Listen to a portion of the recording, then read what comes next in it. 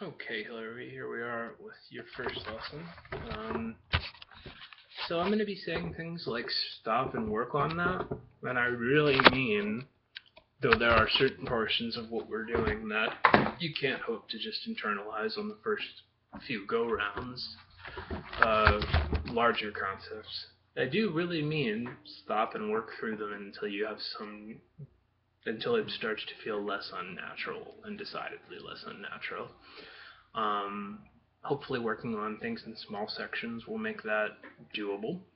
For instance, let's make the very first thing you're going to do thinking about that elbow position and hand position we've been talking about, starting position, where your four fingers over four frets ready to play, without your pinky feeling like a gigantic stretch. Reminder that and ending up on this side of the fret, the same sound's going to come out as long as you don't stray back to where we hit that fret. The two reasons we get buzz are most common, I'm not pushing down hard enough. And just to talk about that for a second, when you first started playing, it was really hard to push down. It still is, but you may find that if you're just consciously thinking, I'm going to push harder with my pinky, that you've built up, that you can put up 5 pounds more than you think you can, just through repetition. At any rate, we've got our pentatonic scale. We did it at the fifth fret for A minor pentatonic, so I would like you to painstakingly, with no emphasis on rhythm whatsoever, go through the notes in the scale like it's a list you're making. Being mindful of not seesawing like that, and to my mind, the role of using our pinky in this juxtaposition is more for octaves and very specific things that we do, and there's no downside to just index ring, so, index pinky. Cool, so just stop now and please just painstaking, slow, consciously focused. Those are our two stages for everything. Consciously focused memorization, learning the dance steps, and then playing it. No longer consciously focused, more in that guessing, feel, headspace, dancing, if you will. So, stop and work on the pentatonic scale. Having done so, we also talked about, it looks like you've been adding the flat 5 up there, but let's add it here as well. What makes it the A blues scale? You'll find a lot of musicians in modern music bands saying A pentatonic when they mean A minor pentatonic. This is in fact the A minor pentatonic. And the stereo instructions right now in your brain go A minor pentatonic. I'm going to put my first finger on A and make this hand movement. If you like, you can use the same exact shape for major keys. And this isn't something we went over during the lesson, but let's say you wanted to use the A major pentatonic. Instead of it going, I'm going to put my first finger here and do this hand movement, it's still going to be the same hand movement, but instead you're going to put your pinky on A. And then whether you put this note in or not, so there we go. And the point is the same shape. So the A minor pentatonic is the C major pentatonic, right? Relative major, relative minor. So there's us, if you imagine like somebody was playing a chord changey song in C, in addition to the major scale, you can now put your pinky on this and play your blues licks. And that's not something we said in the lesson. Also worth noticing that this shape, the first major scale that everybody learns, has that blues box right back behind it. And that would be the same in every single key. Don't spend too much time on that. If the major pentatonic part was confusing, just internalize. You throw your pinky on the root and do that same hand movement. And whether you hit this first note or not, you'll get the major pentatonic. Cool. So next stage we were doing hammer-ons on the way up, pull-offs on the way down. Let me just talk about left thumb position a little bit. Here's us. I want to remind you about your elbow not always being pinned against your body. And we're doing this around the 5th or 7th fret on purpose so that you're not dealing with that at the same time. So maybe now go back and try to do the G minor pentatonic, or the A major pentatonic if you like, or the A sharp major pentatonic. So just work on playing around the third fret. Same thing. Not that big a difference, but you do have to move your arm. Cool. So there's that. Moving back to whatever key this is feeling easiest in, and to whatever extent you can make yourself do this starting position thing, it's going to be really helpful. You might now think about doing it on the D string, the second string, just to show yourself where your thumb's going to be when you transition to that string. There is going to be some, my hand goes like this, but not to the degree that everybody wants to at first. It's really a small change in hand position occurs right there, not a huge one. So anything that creates space back there is bad, and we talked about, this is where you want your thumb juxtaposition. And that would be true if you were over the top playing just whatever. You'd still want it around these two fingers versus trailing back. Cool, which is probably something you'll only find yourself doing if you're up around past the 5th fret, that being tempted to have your thumb back there. So there you go. So just get really good at walking up and down the pentatonic, and if you've learned any riffs on that, try that too. And then we talked about doing hammer-ons on the way up, which is just unpicking the string one solitary time, and doing a pull-off on the way back down. Order of operations wise, when you're learning scales and you still need to focus on them, I want you to just go up the scale pattern, but not back down until you already have it memorized.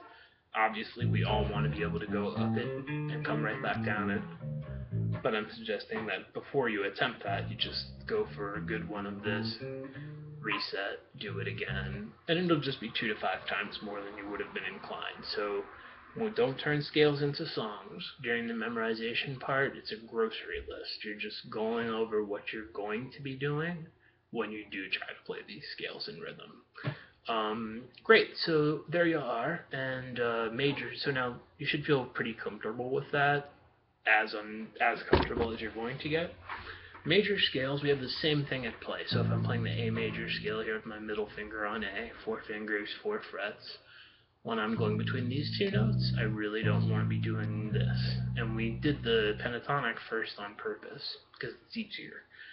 So, I'm pushing down 1 finger, I'm pushing down 2 fingers. Next string, I'm pushing down 1 finger, I'm pushing down 2 fingers, I'm pushing down 3 fingers. As though you're always about to do a pull-up. We want to be able to... so you get what I'm saying. And it seems like a common brain fart for you personally was on to do that, which it's one of these, where you use your middle finger for the 4th there, and then another one of these, and this is another way where I can't believe that any teacher ever just says, look, here's how you play it, because we have this other string here. It doesn't sound like we end on the root, but those notes are always in bound. They're no less useful. And that's just the nature of string instruments, is here I am grooving in A major, these are all the dots that I can hit, this is how I want to do it. Playing in C major here, I've got these other notes back behind it. Playing in C major up here, I've just got a couple notes behind it, and it's, so when we tackle major scales, which I think will be really satisfying for you, because then you'll be able to look down at the fretboard and think about D major and just see it laid up everywhere without ever having to learn these major scales. That's autonomous concepts. Cool, so now having spent some time on just general, painstaking, boring training of your hand and arm, let's look a little bit at your right hand. At this point, if you've been remembering to do the right hand the way we discussed, cool. If you've been using a pick, no problem. I am deliberately now introducing this after we talked about the entirety of the left hand things we were working on. So this is us, not this, but this, and the concept being that when I hit this string, I want it to come to rest on that string. So if I was hitting open strings and I went, I am able to then mute that second note just by my natural picking motion, which is more in towards the instrument than up, or certainly not away from the instrument. That's how we play guitar, like this bass. We want to let our fingers do the walking. So something I did during the lesson, so at any rate, why don't you just now do the general assignment of play some stuff that you already know how to play. And I mean, the easiest things, it can just be scales, and be mindful of the left hand technique, but don't worry about right hand yet. Now try to just go back through that same thing you were doing and think about your right hand more. Let your fingers do the walking. If you notice yourself doing your first finger way more often than your second finger, check that out. There's no steadfast rule as to which order we do things in, but it's inefficient to use one finger and then sometimes another one, which is what most people feel like they want to do intuitively. So, thumb on my pick, I'm all up here. Weird position will feel more natural when you're standing. So, noodle, play your stuff. At this point, you should be really comfortable doing all the things we just did, or to the extent that you can be in a few hours of practice. And we're going to talk about your right hand now. Theoretically, you could do this with open strings, but I'm just going to grab a fifth here with G and D. If you want to use your pinky, you can right now. Just we want to be focused over here. We're going to go. So I'm going first finger here, and then I'm going to say 1 and 2. For index finger 1, middle finger 2. So I'm going 1, 2, 1, 1, 2. So I'm going first finger, middle, then first, then middle, and then first, like that. You should end up like that. And that's our exercise. So your first, nanny nanny boo boo, we're going to be like, or even slower. And first just go over it with no rhythm, just showing yourself what you're going to be doing. Ultimately, we want to work on this with every string grouping, going.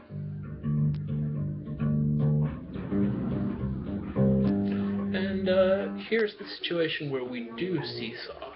When we're not on the same string, but 2 adjacent strings. We usually don't want these legato type of guitar notes. We usually want single notes on bass, otherwise it gets really muddy, though there's, of course, exceptions.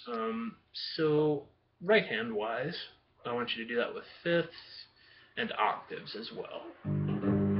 So that'll be, as opposed to an adjacent string, skipping a string. I'm playing that really fast, or even that's a better use of your time doing that than trying to play it really fast. Cool, so there's our right hand component, and if your left hand gets tired, you can fully just be like, and that'll also help with the right hand, with the muting type of things we need to do here, because if you hear a string still ringing out, it'll be a little bit of an ear sore. Cool, so that's what we did during our lesson.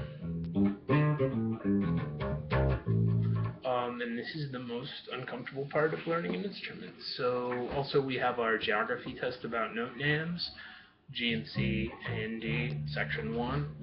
Just go over that out of order until you get 100 every time. Then without thinking about that, B and E, C and F at the 7th and 8th fret.